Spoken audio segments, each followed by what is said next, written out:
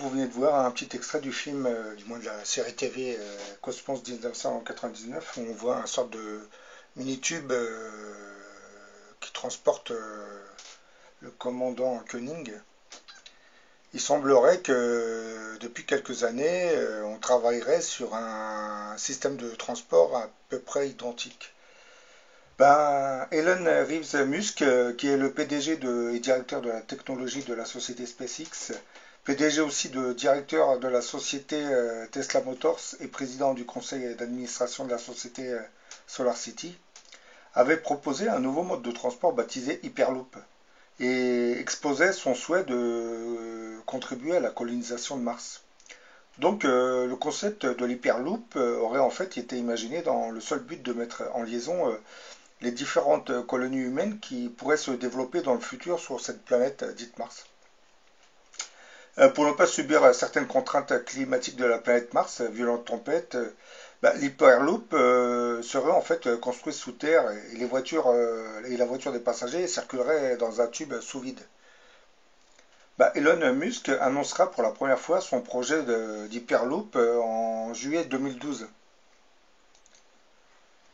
au Pandora Daily tenu à Santa Monica en Californie. Les détails concernant le projet émergera progressivement et en septembre 2012, Musk évoquera déjà l'idée d'un croisement entre le Concorde et le canon à propulsion électromagnétique, en précisant que son système ne nécessitait pas de rails. L'Hyperloop serait donc un projet futuriste de transport à très grande vitesse. Il consiste à propulser dans des tubes posés sur un réseau linéaire de pylônes. Comme vous voyez là, vous voyez, c'est un peu ça le tube, sur des poteaux linéaires, sauf que les tubes seront transparents dans le futur. Ils ne seront pas vraiment comme ça.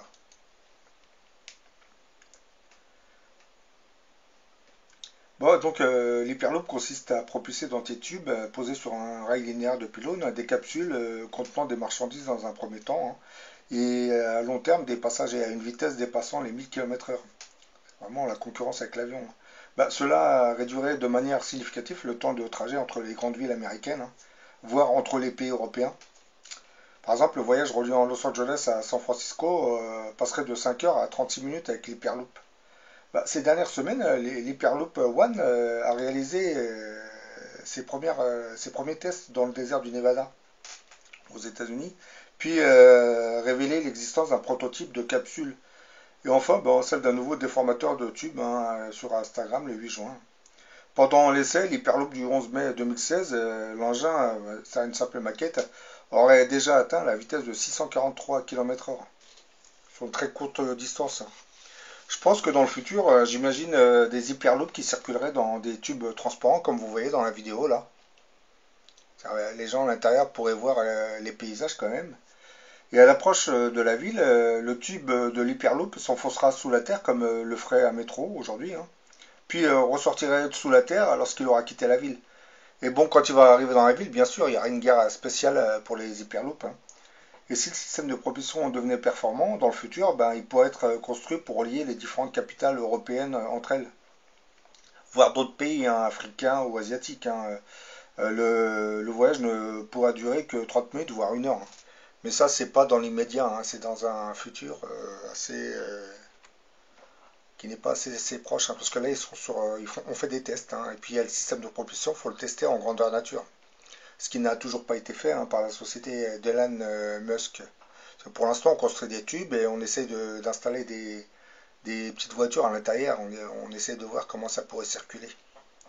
Mais bon, avec le temps et le progrès, je pense que on va concevoir des sortes de futurs métros dans le futur, avec des propulsions électromagnétiques. Et dans ce genre de train, ce qui est bien, c'est qu'il n'y a pas de frottement. Le tube flotte carrément dans le tube.